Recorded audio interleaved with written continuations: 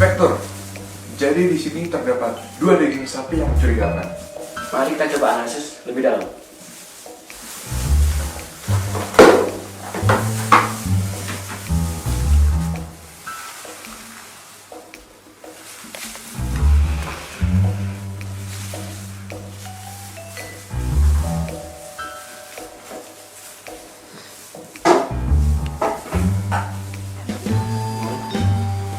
Dilihat dari tampilannya, kedua daging ini memiliki perbedaan pada warnanya.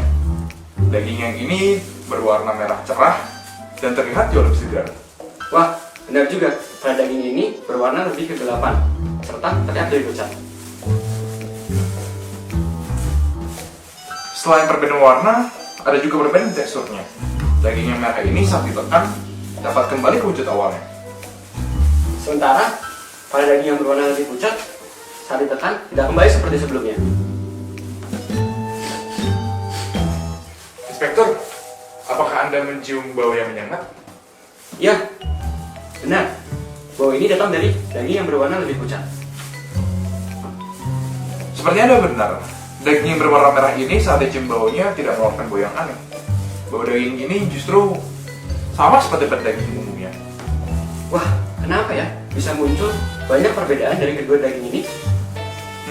Mari kita tanyakan pada yang lebih ahli. Terima kasih atas pertanyaan dari Detektif Chris dan juga Inspektur Stephen. Pertama-tama, kita bisa membedakan mana daging yang baik dan juga daging yang buruk dari melihat warnanya dari daging tersebut. Daging yang pertama itu adalah daging yang baik, karena daging yang baik itu memiliki warna merah tua yang menandakan bahwa daging tersebut masih segar, memiliki warna cerah dan juga tidak pucat. Sedangkan daging kedua itu adalah daging yang buruk, karena daging tersebut memiliki warna coklat, abu-abu, dan juga sangat pucat. Perubahan warna tersebut terjadi karena adanya produksi asam laktat yang menyebabkan penurunan pH daging. Lalu penurunan pH daging tersebut menyebabkan perubahan warna pada daging. Selain dari penampakan visualnya saja, kita juga bisa menentukan daging tersebut adalah daging yang baik atau daging yang buruk dari teksturnya. Bisa kita lihat bahwa daging yang pertama itu adalah daging yang baik, karena ketika ditekan, posisi daging akan kembali ke posisi yang semula. Lalu daging yang kedua adalah daging yang buruk, karena ketika daging ditekan, daging tidak akan kembali ke posisi yang semula. Mengapa bisa kita menyimpulkan bahwa daging yang pertama adalah daging yang baik dan juga daging yang kedua adalah daging yang buruk? Karena daging yang baik itu memiliki ciri-ciri tekstur daging tersebut sangat padat, kenyal namun tidak kaku. Sedangkan daging yang buruk itu memiliki tekstur yang sangat kaku, lembek ketika ditekan, dan juga sangat melendir ketika disentuh oleh tangan. Selain dari penampakan visualnya saja dan dari teksturnya, kita juga bisa menentukan dari penciuman atau aroma yang dikeluarkan oleh daging tersebut. Daging yang pertama adalah daging yang baik karena mengeluarkan aroma khas daging sapi, sedangkan daging kedua adalah daging yang buruk karena mengeluarkan aroma busuk, amis, anyir, dan juga tengik. Mengapa bisa terjadi perubahan aroma pada daging tersebut?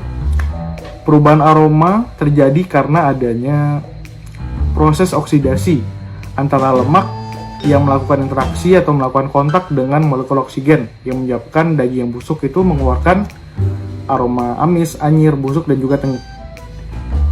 Lalu bagaimana jika kita tidak ingin daging cepat busuk? Pertama-tama kita bisa melapisi daging tersebut dengan plastik agar permukaan daging tetap kering dan tidak basah. Lalu setelah itu sebaiknya setelah disembelih daging segera disimpan.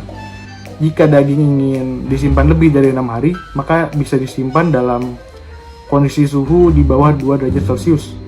Jika ingin lebih dari 6 hari, maka daging bisa disimpan dalam suhu di bawah minus 12 derajat Celcius. Lalu bagaimana jika kita ingin membeli daging yang baik dan juga daging yang buruk? Pertama-tama, agar lebih pasti, kita bisa membeli daging yang ada cap RPH-nya atau rumah pemotongan hewan. Yang pasti daging tersebut adalah sapi yang sehat, melalui proses penyembelihan yang layak, dan juga telah dirawat dengan baik. Lalu yang kedua itu kita bisa membeli di tempat yang higienis, karena kondisi lingkungan menentukan dari kondisi atau kualitas dari daging tersebut. Lalu yang ketiga, pastikan ketika membeli daging, jangan membeli daging beku, ataupun jika kita terpaksa, belilah daging yang tidak memiliki bunga es. Karena jika daging tersebut sudah memiliki bunga es, pasti daging tersebut sudah busuk atau sudah tua. Lalu yang terakhir, jika daging ingin kita konsumsi atau kita masak, sebaiknya daging tersebut dimasak hingga matang. Karena di dalam daging ini terdapat bakteri jahat atau bakteri yang sangat mengancam kesehatan kita, yaitu bakteri Salmonella sp, yang jika kita konsumsi dagingnya mentah atau setengah matang itu bisa menyebabkan adanya diare, mual, dan juga muntah. Jadi sangat disarankan ketika daging ingin dikonsumsi, sebaiknya dimasak hingga matang.